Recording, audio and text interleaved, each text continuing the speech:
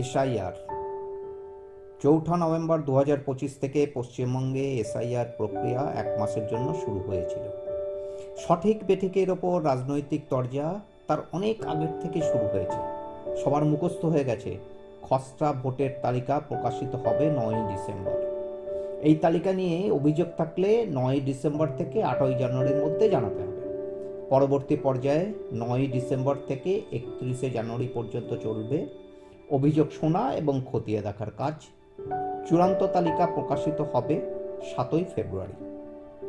ওদিকে শোভনলাল বসু ও তার স্ত্রী বাড়িতে হাসি কান্না, আলো আঁধারি, আশা নিরাশার দোলাচলে ভাসছে। এর আগের এসআইআর 2002 সালে ছেলে শতরূপের নাম ছিল। আজ থেকে 20 বছর আগে ও যখন বছর 30-এ টকবগে যুবক, পারিবারিক ব্যবসা থেকে প্রায় লাখখানেক টাকা বাবাকে না বলে নিয়েছিল।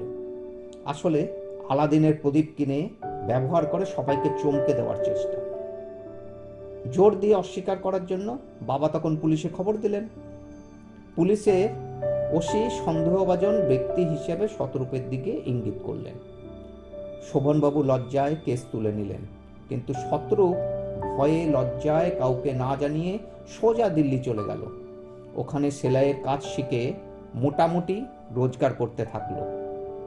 সেখান থেকে এক সহকর্মীর শহর মেদিনীপুরে চলে আসে, কিন্তু লজ্জার চেয়ে অভিমান বেশি বলে বাড়ি ফেরত আসেনি।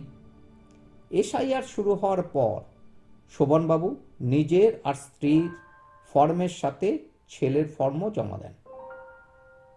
সবাই প্রায় 20 বছরের নিখোঁজ ছেলের শ্রাদ্ধ শান্তি করে নিতে বললেও ওনারা করেননি অন্তরের বিশ্বাস থেকে।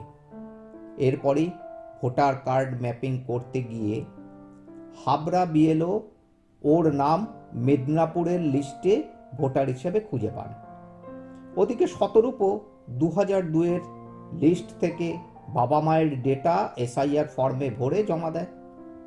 এরপরই পরিবারের সদস্যদের সঙ্গে যোগাযোগ হয় তার। মোবাইলের ভিডিওতে কথাও চোখের দেখা হয়। তবে নাতি আর বৌমাকে দেখার পর থেকেই তাদের নিয়েও ভবিষ্যতের দিনগুলোর স্বপ্ন দেখার শুরু করে দিয়েছেন বসু দম্পতি।